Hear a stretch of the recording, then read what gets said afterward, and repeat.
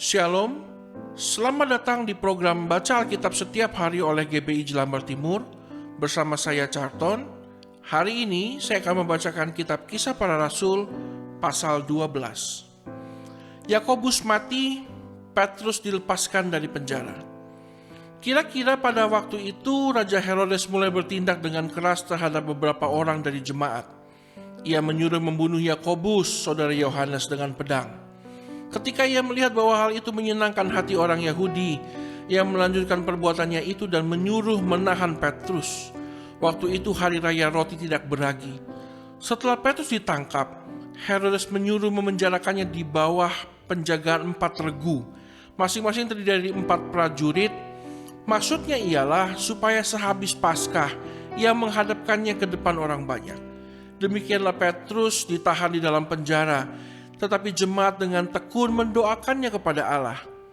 Pada malam sebelum Herodes hendak menghadapkannya kepada orang banyak, Petrus tidur di antara 2 orang prajurit, terbelenggu dengan 2 rantai.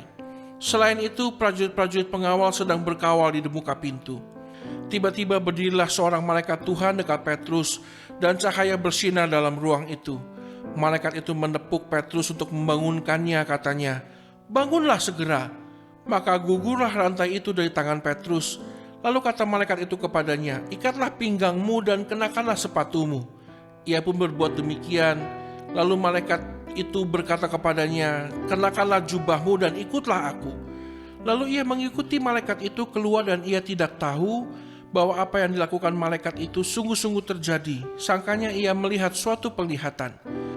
Setelah mereka melalui tempat kawal pertama dan tempat kawal kedua, sampailah mereka ke pintu gerbang besi yang menuju ke kota. Pintu itu terbuka dengan sendirinya bagi mereka. Sesudah tiba di luar, mereka berjalan sampai ke ujung jalan dan tiba-tiba malaikat itu meninggalkan dia.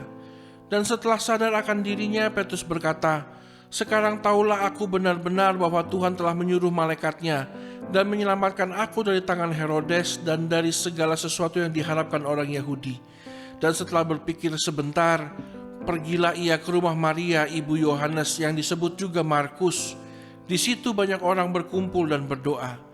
Dan ketika ia mengetuk pintu gerbang, datanglah seorang hamba perempuan bernama Rode untuk mengetahui siapa yang mengetuk itu. Ia terus mengenal suara Petrus, tetapi karena girangnya ia tidak membuka pintu gerbang itu dan segera masuk ke dalam untuk memberitahukan bahwa Petrus ada di depan pintu gerbang. Kata mereka kepada perempuan itu, "Engkau mengigau." Akan tetapi ia tetap mengatakan bahwa benar-benar demikian. Kata mereka, "Itu malaikatnya." Tetapi Petrus terus-menerus mengetuk, dan ketika mereka membuka pintu dan melihat dia, mereka tercengang-cengang. Tetapi Petrus memberi isyarat dengan tangannya supaya mereka diam. Lalu ia menceritakan bagaimana Tuhan menuntunnya keluar dari penjara. Katanya, "Beritahukanlah hal ini kepada Yakobus dan saudara-saudara kita." Lalu ia keluar dan pergi ke tempat lain. Pada keesokan harinya gemparlah prajurit-prajurit itu. Mereka bertanya-tanya apakah yang telah terjadi dengan Petrus. Herodes menyuruh mencari Petrus, tetapi ia tidak ditemukan. Lalu Herodes menyuruh memeriksa pengawal-pengawal itu dan membunuh mereka. Kemudian ia berangkat dari Yudea ke Kaisarea dan tinggal di situ. Herodes mati. Herodes sangat marah terhadap orang Tirus dan Sidon. Atas persetujuan bersama mereka pergi menghadap dia. Mereka berhasil membujuk Blastus, pegawai istana raja, ke pihak mereka. Lalu mereka memohonkan perdamaian, karena negeri mereka beroleh bahan makanan dari wilayah raja. Dan pada suatu hari ditentukan, Herodes mengenakan pakaian kerajaan, lalu duduk di atas tahta dan berpidato kepada mereka. Dan rakyatnya bersorak membalasnya, "Ini suara Allah dan bukan suara manusia." Dan seketika itu juga ia ditampar malaikat Tuhan, karena ia tidak memberi hormat kepada Allah. Ia mati dimakan cacing-cacing. Barnabas dan Saulus diutus. Maka firman Tuhan makin tersebar dan makin banyak didengar orang. Barnabas dan Saulus kembali dari Yerusalem.